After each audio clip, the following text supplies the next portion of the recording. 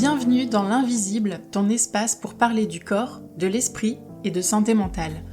Ici, on brise le silence sur des sujets tabous comme notre rapport au corps, l'anxiété, les troubles alimentaires, la peur ou encore l'estime de soi. Je te partage mon vécu, des témoignages authentiques mais aussi l'intervention d'experts spécialisés sur ces sujets. Ce podcast est un endroit sans injonction ni recette miracle, mais tu es ici en sécurité pour mieux comprendre ce que tu traverses ou ce que traverse un proche. Je souhaite t'apporter une meilleure connaissance de toi, de la bienveillance et de l'espoir. Je suis Déborah, bienvenue dans l'Invisible.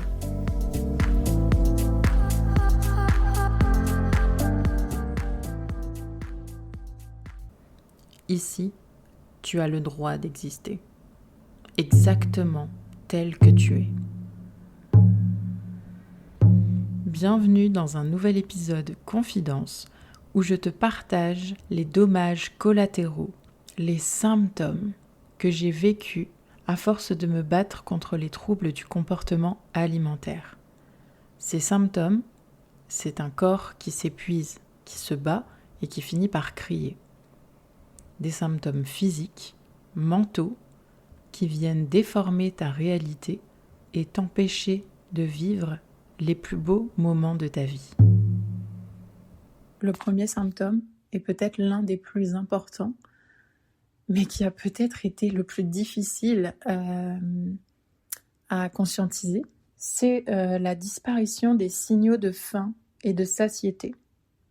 Parce qu'en fait, on est tellement allé loin dans certains retranchements, que ce soit la faim ou la satiété. En fait, on dépassait nos signaux, qu'au bout d'un moment, en fait, on ne sait plus, ces signaux-là, ils ont disparu. Donc c'est très difficile. Déjà, on a un lien avec la nourriture à apaiser. Mais en plus, imaginons qu'on avait amélioré ce lien. Notre corps, il est plus capable de dire stop, t'as plus faim. Attention, là, faut que tu manges, j'ai besoin d'énergie. On n'a plus ces signaux-là, donc c'est vraiment très difficile. Et en fait, moi, la chose qui m'a frappée lors de mon rétablissement, c'est de réaliser que je n'avais plus du tout ces signaux et que mon cerveau m'avait complètement déconnectée de mes besoins vitaux, tout simplement. Et en fait, quand j'ai été accompagnée par un médecin nutritionniste dans une clinique spécialisée pour les troubles alimentaires, j'avais un exercice en fait à faire pour travailler sur ça. Et le matin, c'était je mangeais la moitié de mon petit déjeuner, donc habituellement 7h30. Donc l'idée, c'est de ne pas aller jusqu'au bout, en gros, de manger la moitié. Et après, donc l'idée ici, ce n'est pas du tout de se priver, mais c'est ensuite de noter ses sensations toutes les demi-heures et de noter sa faim sur une échelle de 1 à 10. Donc la matinée passe, à toutes les demi-heures, je note une note de 1 à 10. Et à 11h30, je notais ma faim à seulement de 3 sur 10. Et pourtant, en fait, physiquement, donc on devait toujours noter nos symptômes physiques. J'avais des étourdissements, une grosse fatigue, du brouillard mental. Je salivais, sans m'en rendre compte, évidemment, je l'ai su après. Mais mon cerveau, lui, ne m'envoyait pas du tout le signal de faim. Il envoyait des signaux de fatigue, d'épuisement, un sentiment d'anxiété, dépression, c'est vraiment ce brouillard habituel, ce mal-être en fait. Mais en fait, le médecin qui me suivait m'a vraiment ouvert les yeux et m'a fait prendre conscience que j'avais pas assez mangé le matin, qu'il était 11h30, que je pensais avoir une faim de 3 sur 10 et que mon état général et mes symptômes, toutes les sensations physiques que je pouvais éprouver, j'avais juste l'impression que j'étais tout simplement comme d'habitude mal dans ma peau, que j'avais un espèce de brouillard mental, que c'était pas la grande forme, là, c'était pas la fête, mais c'était mon état de tout le temps, de tous les jours. Et en fait, je me suis dit, mais j'ai faim en fait, j'ai faim. Et ça, c'est une grosse prise de conscience. Je me dis, waouh, ça te permet de vraiment réfléchir et de conscientiser là ce que tu vis. Et en fait, cet exercice, si je l'avais pas fait, j'aurais pas eu ce pas de recul sur ces sensations. Donc ça a été une grosse prise de conscience. Parce qu'on doit réapprendre à écouter nos signaux, nos repères, parce qu'en fait, ils sont biaisés depuis des années.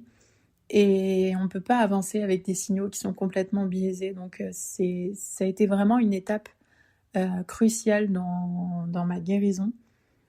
Et ces signaux-là, encore aujourd'hui, j'y suis extrêmement à l'écoute.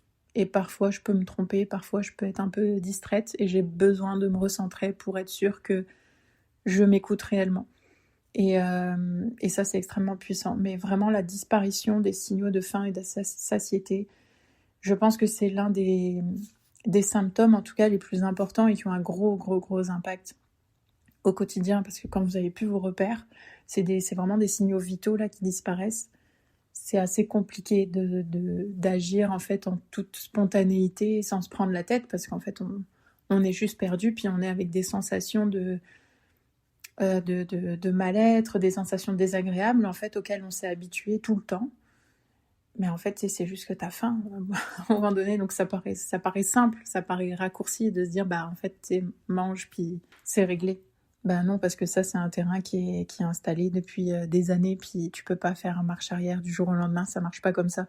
Comme je disais, aujourd'hui, je suis un peu toujours en espèce de vigilance. Alors c'est pas oppressant, c'est pas pesant, mais voilà, j'ai une partie de moi qui me remet un peu sur le droit chemin quand je sens que mon esprit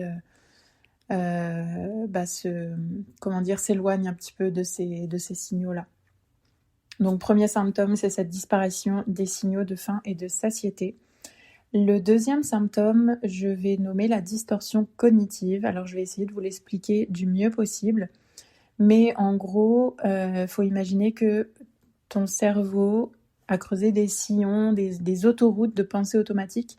Et en fait, ces pensées, elles sont souvent irrationnelles et négatives. Donc, c'est des schémas qui nous enferment, qui nous empêchent de profiter d'imprévus, c'est des schémas qui nous ferment aux autres et qui poussent aussi vers l'anxiété chronique. En fait, ça installe vraiment ces schémas, puis on n'est plus dans la réalité à ce moment-là.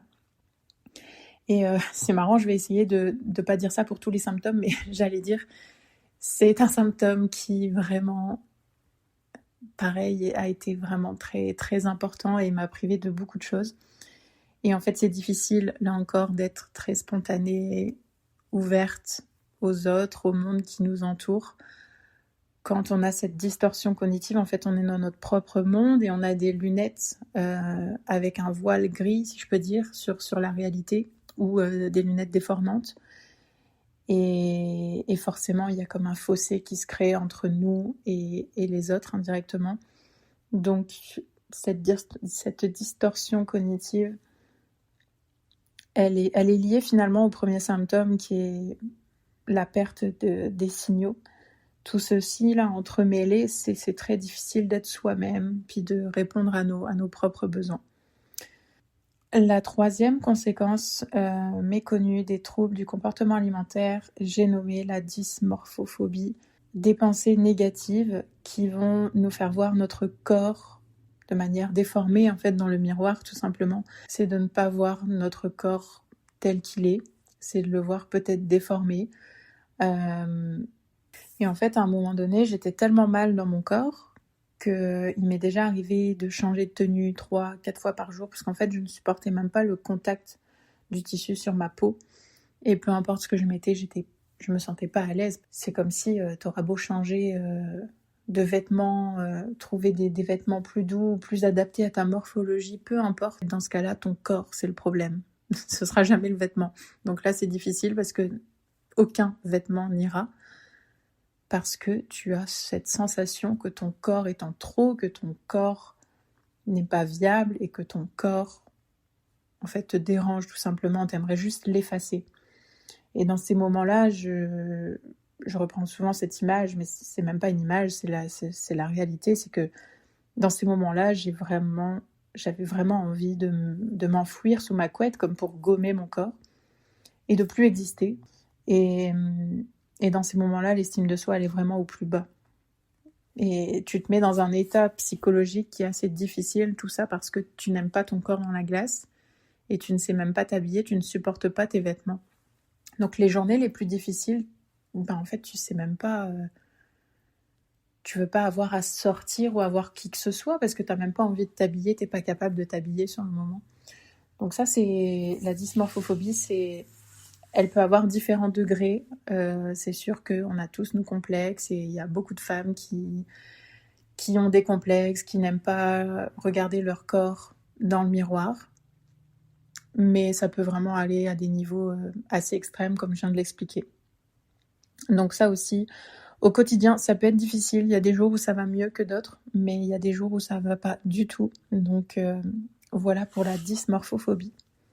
Le 4e symptôme, ou 4e conséquence, c'est un métabolisme en mode survie. Quand on ne nourrit pas son corps adéquatement, il active le mode survie. Le cœur qui bat plus lentement, une température corporelle basse, des migraines, une fatigue chronique. Le métabolisme en mode survie, il agit sur beaucoup de choses. On en reparlera dans d'autres épisodes de podcast. Mais un système nerveux qui manque d'énergie, c'est la porte ouverte à beaucoup de, on va dire, des dommages collatéraux sur que ce soit la digestion, la santé mentale, l'anxiété, la santé globale du corps, vraiment beaucoup de choses. Et ce métabolisme affaibli, mais en fait, il peut plus fonctionner comme il faut. Il va couper des ressources, couper des sources d'énergie qu'il juge en fait pas nécessaires pour la survie à court terme. Quand je parle de sources d'énergie qui sont coupées, ça m'amène au 5e symptôme dont je voulais parler, qui est l'aménorrhée, donc l'absence de règles. Parce qu'en fait, la suite logique de cet état de survie, c'est que le corps va couper ce qui lui est inutile pour survivre. Le cycle féminin, la reproduction, c'est pas vraiment la priorité. On préfère que tu puisses respirer, que l'oxygène aille jusqu'aux bons organes, etc. Donc, les fonctions primaires, en fait, elles sont essentielles. Et le système reproducteur n'est pas vraiment une priorité à ce moment-là. Moi, j'ai vécu ça, j'ai vécu 10 ans d'aménorrhée. J'ai réussi à avoir mes 2 enfants, je ne sais comment, parce que quand on n'a plus de cycle, quand l'ovulation n'a pas lieu, c'est assez compliqué d'avoir des enfants, mais bref, ce n'est pas le sujet ici. J'ai réussi, à travers différentes étapes de guérison, à pouvoir, si on peut dire ce mot qui est un peu maladroit, mais à pouvoir caler ces grossesses-là. La vie a bien fait les choses et merci, je suis pleine de gratitude, mais ça aurait pu être beaucoup plus compliqué pour avoir mes enfants. Mais en tout cas, pendant 10 ans, j'ai eu de l'aménorrhée. Ce qui a été très difficile, et je pense que je pourrais en faire également l'objet d'un épisode en entier, c'est le retour des règles, qui a été d'une violence infinie. Parce que quand ton corps, en fait, est... Comment je vais dire ça? Quand ton corps est en mode pause, et qu'après, d'un seul coup, la nature reprend ses droits, c'est d'une violence. En fait, les premiers cycles que j'ai vécus, c'était...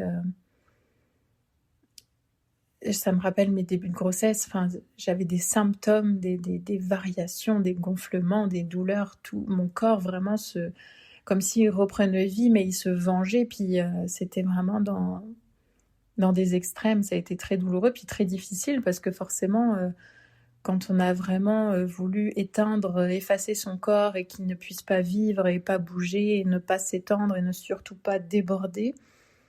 Quand d'un seul coup on a la poitrine, le ventre qui gonfle et j'en passe, avec l'étape, une guérison en cours ou le passé en tout cas de troubles du comportement alimentaire, c'est difficile de venir accepter tous ces changements de manière très spontanée et légère. Donc ça a été assez difficile également pour de vivre ça, en fait, tout simplement, l'aménorrhée et aussi le retour des règles.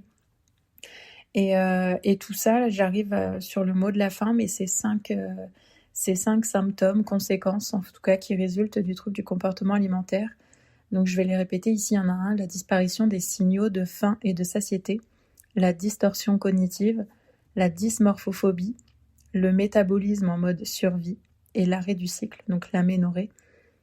Comme je le disais en début d'épisode, tout ça vient brouiller la réalité, brouiller notre spontanéité, notre bien-être, notre discernement.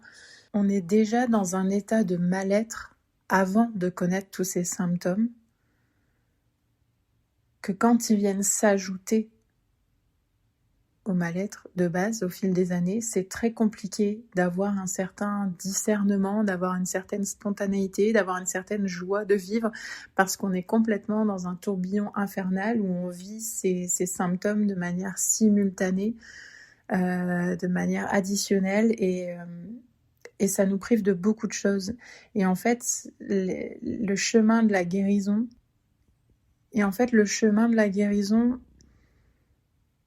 je vais pas dire il doit suivre, parce qu'il y a plein de chemins différents et chacun vit sa guérison différemment. Mais le chemin de la guérison, il doit un minimum suivre une certaine logique, je pense.